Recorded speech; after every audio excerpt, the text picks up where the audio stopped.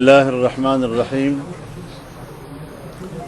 نحمده ونصلي على رسوله الكريم اما بعد میں شکر گزار ہوں پشاور کے اپنے تمام صحافی بھائیوں بہنوں کا کہ ہمارے مختصر سے نوٹس پہ آپ لوگ تشریف لائے۔ سب سے جو تشویشناک امر ہے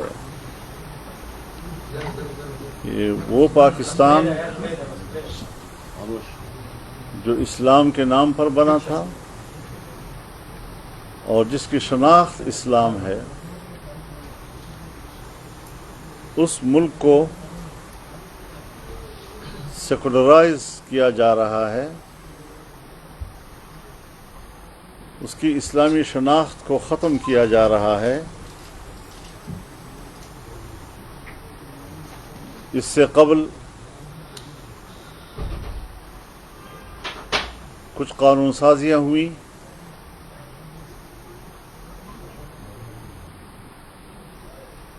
قانون سازی کی وجوہات کا جو ذکر کیا گیا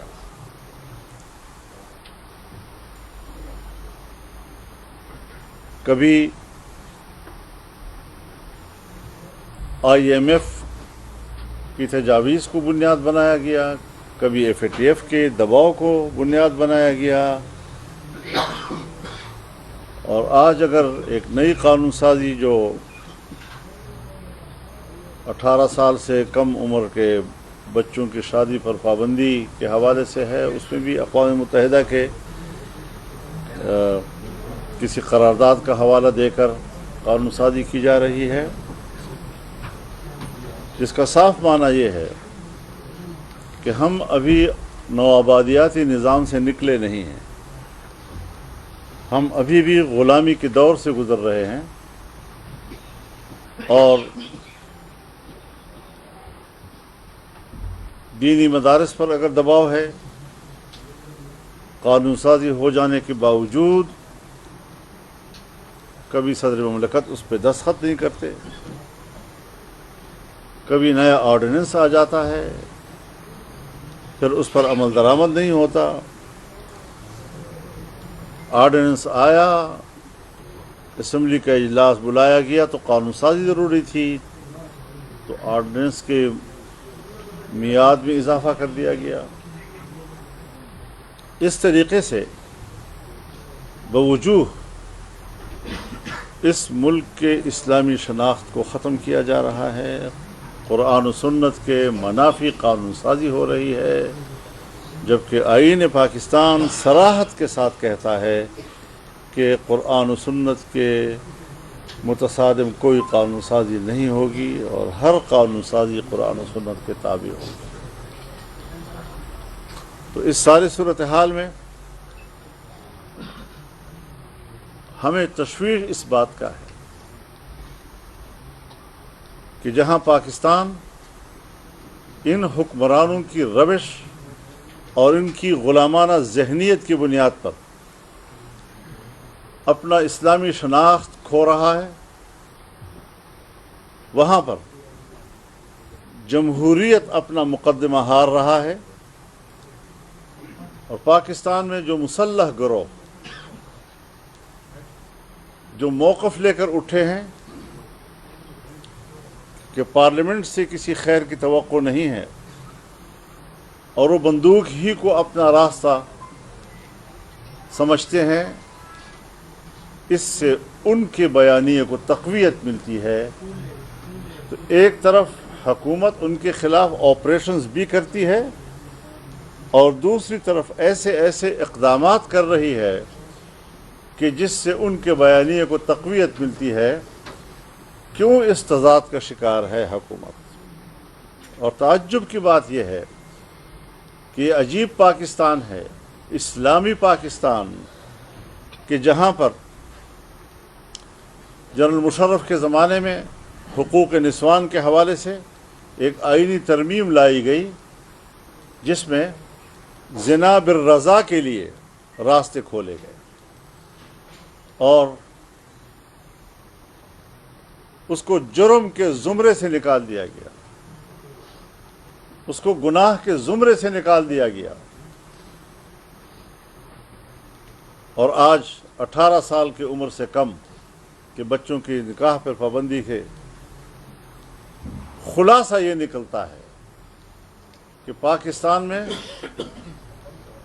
زنا بالرضا کے لیے آسانیاں پیدا کی جا رہی ہیں اور جائز نکاح کے لیے مشکلات پیدا کی جا رہی ہیں۔ اسلامی نظریاتی کونسل اس کو مسترد کر چکی ہے، تمام علماء اور ان کی تنظیمیں اور جماعتیں اس کو قرآن و سنت کے منافی قرار دے چکی ہیں۔ کسی زمانے میں آئلی قوانین کے نام سے قرآن و سنت کے منافی قوانین ہم پر مسلط کیے گئے تھے، لیکن اس وقت شاید آئین قرآن و سنت کے مطابق قوانین کی ضمانت نہیں دے رہا تھا۔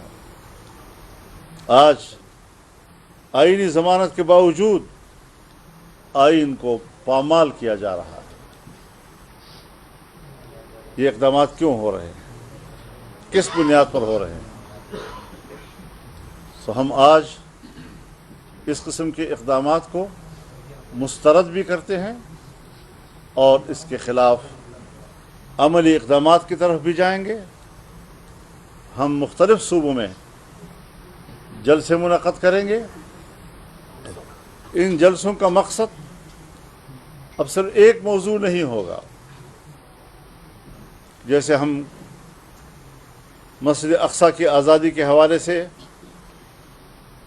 ایک موضوع پہ جلسہ کرتے تھے، اب ہمیں وطن عزیز کی آزادی اور اسلام کی حکمرانی اور اس کی حاکمیت، اللہ کی حاکمیت کے حوالے سے بھی اپنی تحریک آگے بڑھائیں گے، عوام کے شعور کو بیدار کریں گے اور انشاءاللہ العزیز دنیا کے سامنے اپنا بیانیہ پوری آزادی کے ساتھ پیش کریں گے۔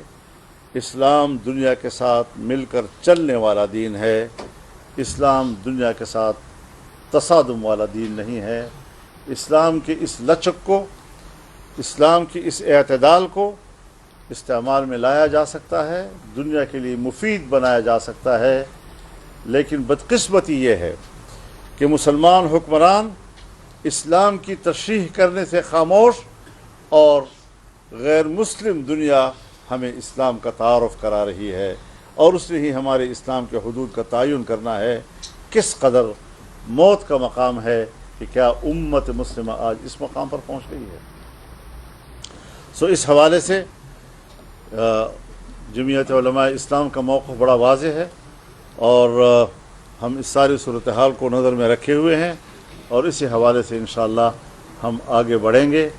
اور یہاں پر بھی صوبے میں جو اجلاس ہوا جس کا ذکر کیا گیا، تو اس میں بھی اس حوالے سے غور و فکر کیا گیا اور ہم اس میں آگے بڑھنے کے لیے ہم نے، میرے خیال میں کون سی تاریخ کا تھا؟ 29 جون کو ہم انشاءاللہ ہزارہ ڈویژن میں ایک بڑی کانفرنس کریں گے، بہت بڑا اجتماع کریں گے اور عوام میں انشاءاللہ اس حوالے سے شعور بیدار کریں گے۔ مولانا صاحب، یہ جو پاکستان اور ہندوستان کے مابین کشیدگی اس میں پاکستان کی طرف سے بڑا جشن منایا جا رہا ہے جس میں امریکہ نے مداخلت کی چیز فائر کے حوالے سے، اور آج پھر ڈیجیٹل کرنسی کے حوالے سے بات ہو رہی ہے، کرپٹو کرنسی، بٹ کوائن، اس کی شرعی حیثیت کیا ہے؟ اور یہ جو ہم پینگیں بڑھا رہے ہیں پاکستان کی طرف امریکہ کے ساتھ، ایک طرف امریکہ ہے دوسری طرف چین ہے، اور چین اور امریکہ کے باہمی جو تعلقات کی نوعیت ہے وہ بھی آپ کو پتہ ہے، ہمارے فائدے میں کیا ہے؟ دیکھیے، 9/11 کے بعد اور سوویت یونین ٹوٹنے کے بعد ہم ہی تھے، اور آپ کو ہماری وہ تقریریں یاد ہوں گی جب ہم عالمی تغیرات اور عالمی انقلابات کی باتیں کر رہے تھے، اور ہم نے اس وقت بھی امت مسلمہ کو پکارا تھا کہ آنے والے وقت میں हमारा किरदार क्या होगा। यकीनन दुनिया में जो 9/11 के बाद यकमहवरियत आई हुई थी, अब वो यकमहवरियत टूट चुकी है और एक नए सर्द जंग में हम दाखिल हो चुके हैं। 300 साल तक दुनिया की मईशत पर जहां यूरोप का कब्जा था और जिसने दुनिया में सरमायादारियत के गलबे को जन्म लिया था, आज वो दोबारा एक नई जंग में दाखिल हो गए हैं। चीन की क़यादत में एशिया एक नया इक़्तिसादी टाइगर बनने की तरफ जा रहा है और जमीयत उलमा की तजवीज़ यही है कि हम एक एशियाटिक फेडरेशन की तरफ जाएं, एशिया को मजबूत करें। इंडिया पाकिस्तान की कशमकश जहां तवक्को की जा रही थी कि रफ्ता रफ्ता हम अपने ताल्लुकात बेहतरी की तरफ ले जा रहे हैं, मामलात को हम बाहमी मुफाहमत से हल कर रहे हैं और इन दो रियासतों के दरमियान तनाज़ात के पुरअमन हल के राहें तलाश कर रहे हैं, जिहालत के ख़िलाफ़ अपनी मईशत को इस्तेमाल कर रहे हैं, गुर्बत के ख़िलाफ़ अपनी मईशत को इस्तेमाल कर रहे हैं। हमें एक छोटे से वाक़ये ने मूदी की हमाकतों के नतीजे में दोबारा एक जंग में उलझा दिया है। तो इस हवाले से भी हिंदुस्तान को भी सोचना होगा और पाकिस्तान को भी सोचना होगा कि एक हुक्मरान की हमाकतों की वजह से हमें मुश्किलात, जो ख़ित्ते की मुश्किलात हैं, उस पर इजाफे की तरफ जाने की बजाय हमें मुश्किलात को वापस अपने असली हालत में बहाल करने की तरफ इक़दामात करने होंगे। लेकिन अभी उसमें वक्त लगेगा क्योंकि हिंदुस्तान की तरफ से जारहियत की इम्कानात बदस्तूर मौजूद हैं और इंशाअल्लाह अज़ीज़ पाकिस्तान को इस महाज पर जो इज़्ज़त मिली है और हमारी दिफाई क़ुव्वतों ने जो इस वक्त कारनामे दिखाए हैं, हमें आज भी अपनी दिफाई क़ुव्वत पर एतमाद है कि वो वतन अज़ीज़ की दिफा के लिए कोई दक़ीक़ा फ़रोगदाश्त नहीं करेंगे और पाकिस्तान की इज़्ज़त और उसके इस्तेहकाम के लिए हमारी दिफाई क़ुव्वत काम आएगी। हम बहस कर रहे हैं इस वक्त पाकिस्तान की नज़रियाती हैसियत के हवाले से, नज़रियाती हवाले से, हुक्मरानों के इक़दामात के हवाले से, और उस पर हमने बात करनी है और इंशाअल्लाह अज़ीज़ हमने ये जंग जीतती है।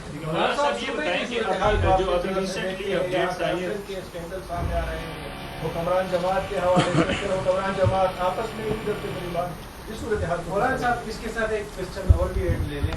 ये पीपल्स पार्टी भी सूबा बचाओ तहरीक के लिए निकली है, तो अच्छा नहीं था कि पीडीएम के तजर्बे के बरकस अगर ये आपस में एक साथ अगर तहरीक को आगे ले जाया जाए, पीपल्स पार्टी और बाकी अपोजिशन जमातें।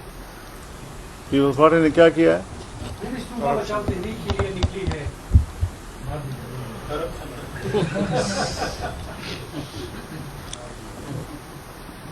कल एक शख्स लतीफ़ा सुना रहा था कि पीपल्स पार्टी का एहतजाज इसलिए नहीं कि करप्शन क्यों हुई है, बल्कि उसका एहतजाज इस बात पर है कि हमारा रिकॉर्ड क्यों तोड़ा गया है।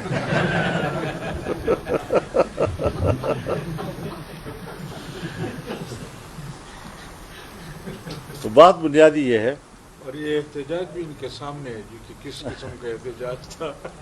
तो बहरहाल ये जंग हमने लड़नी है और आईन और कानून की रोशनी में लड़नी है।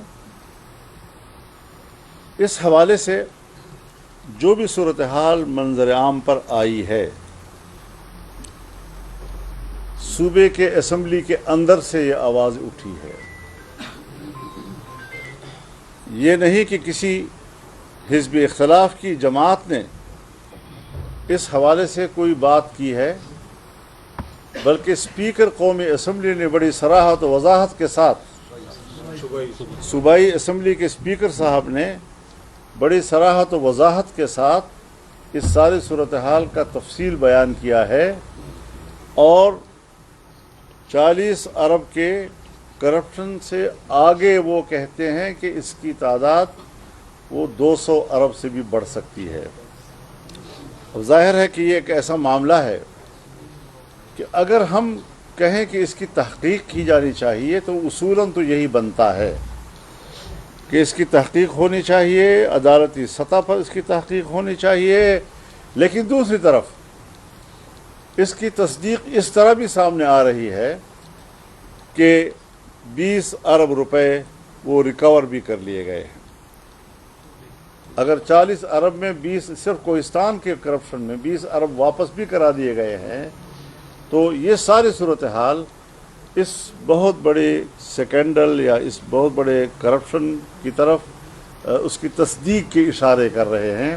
लेकिन ताहम हम ये समझते हैं कि सिर्फ इल्ज़ाम की हद तक बात न रहे बल्कि बाकायदा अदालती सतह की तहकीकात होनी चाहिए उसकी, ताकि कौम के सामने सही सूरत हाल सामने आ सके। मौलाना साहब ये बताएं कि अभी रिसेंटली जो अपडेट्स आई हैं जो काबुल में और पाकिस्तान में जो तैनाती का अमल हुआ है उसमें कैसे आप देखते हैं कि काबुल और पाकिस्तान के दरमियान जो फासले हैं वो कम हो गए।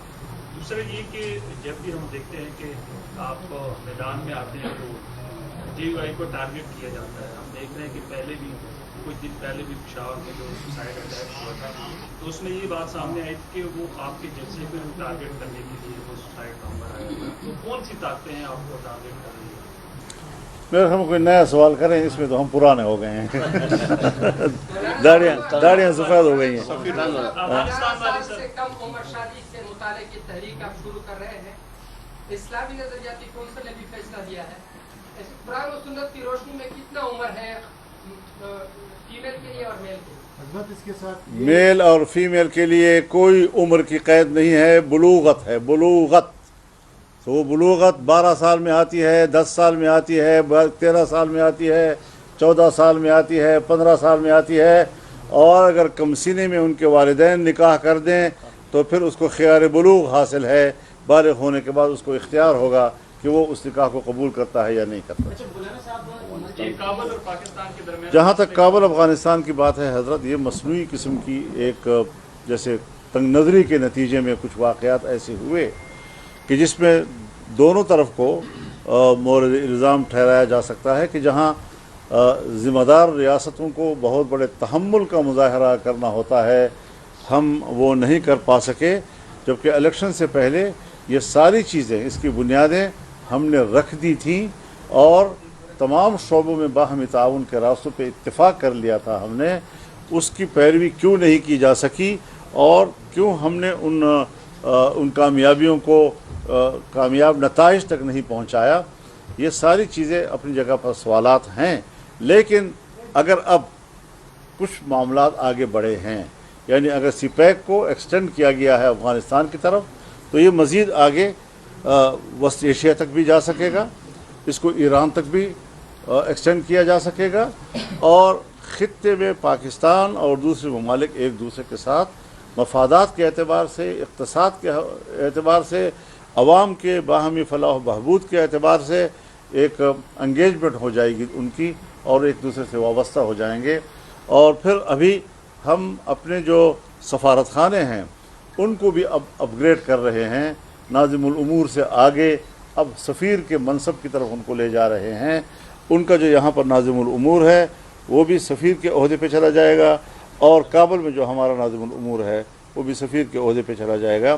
तो ये बाहमी ताल्लुक़ात में पेशरफ्त की अलामत है और अफ़गानिस्तान और पाकिस्तान की बेहतरीन बाहमी ताल्लुक़ात एक दूसरे के लिए नागुज़ीर हैं, नागुज़ीर। मौलाना साहब ये बताएं कि इस मुल्क में इदारे हैं और इसी तरह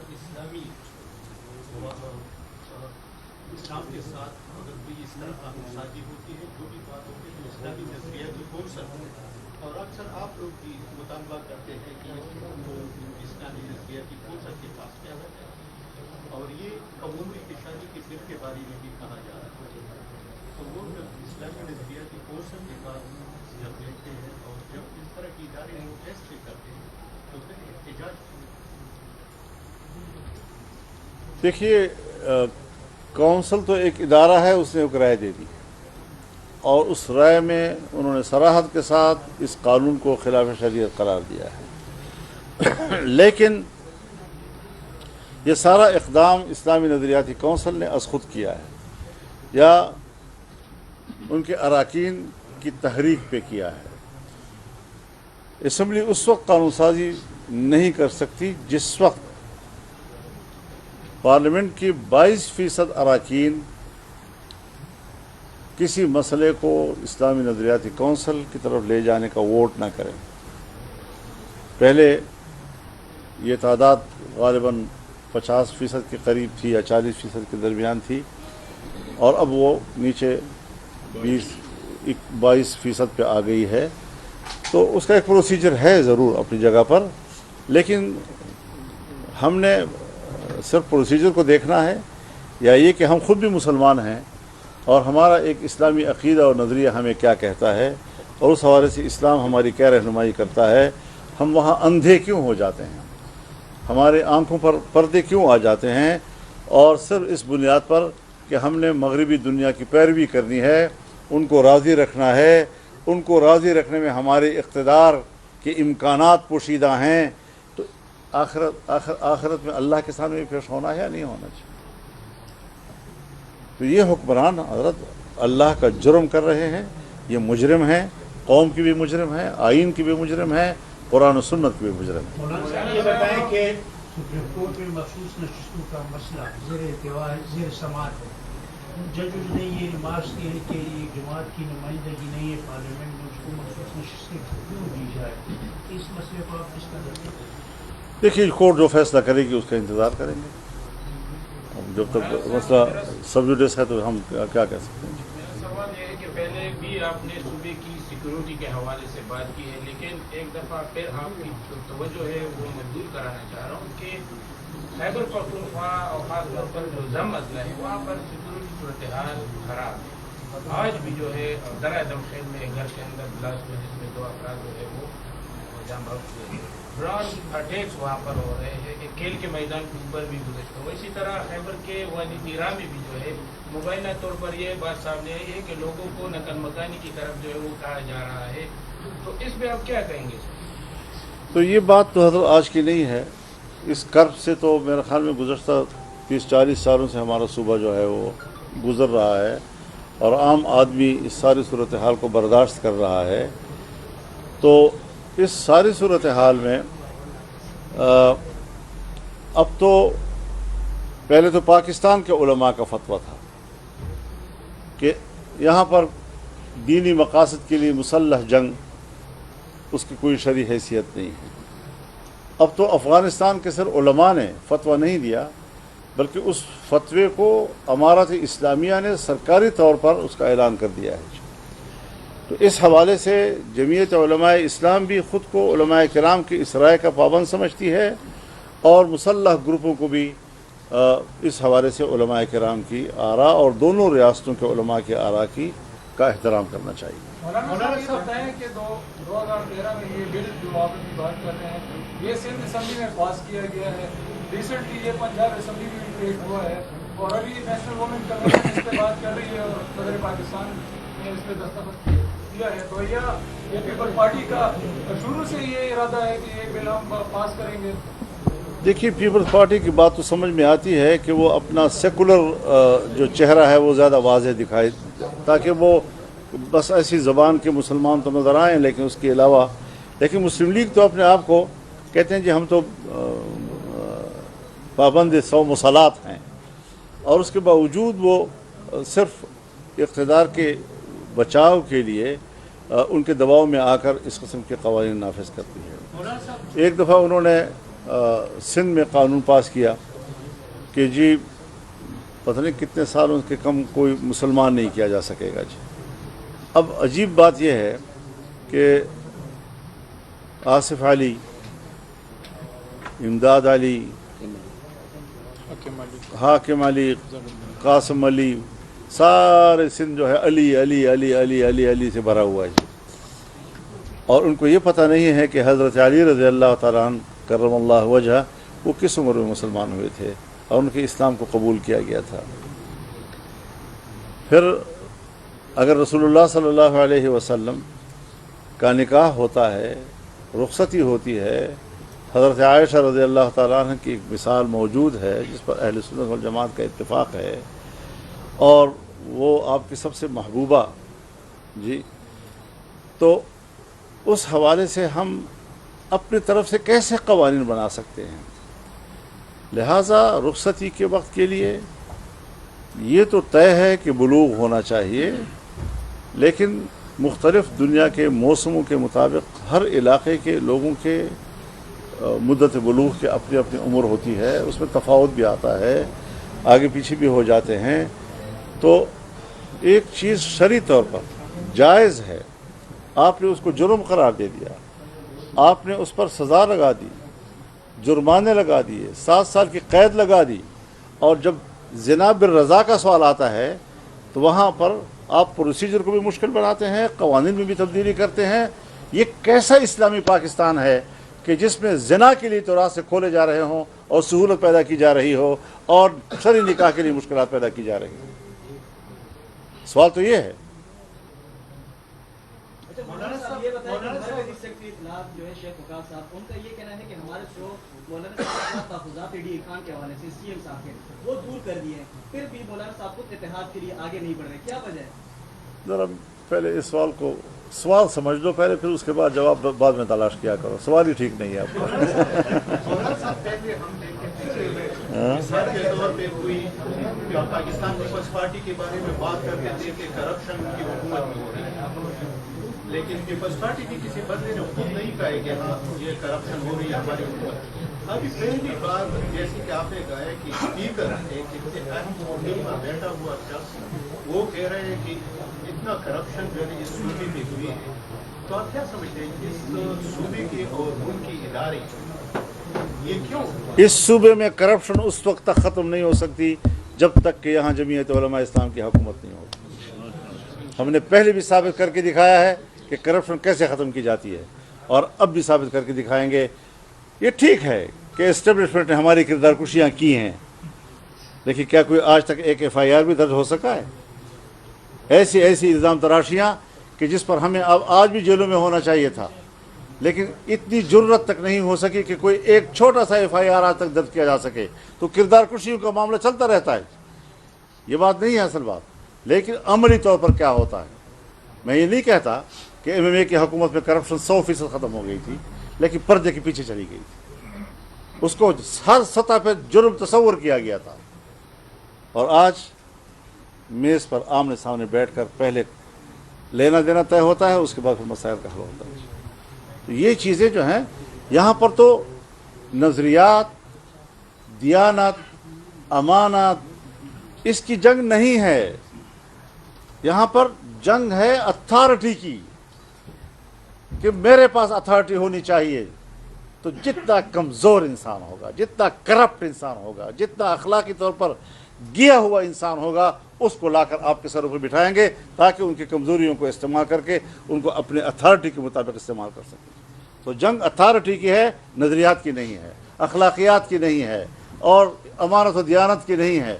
यहाँ तो अमानत व दियानत को पामाल किया जाता है, ऐसे लोगों को तलाश किया जाता है कि कौन है जो सबसे ज़्यादा करप्ट, बद अखलाक, गंदे अखलाक का इंसान, गिरा हुआ इंसान, उनको मिले और आपके मुल्क का हुक्मरान बना दें ताकि अच्छे तरीके से उनको इस्तेमाल किया जा सके। बहुत शुक्रिया आप हजरात का जी।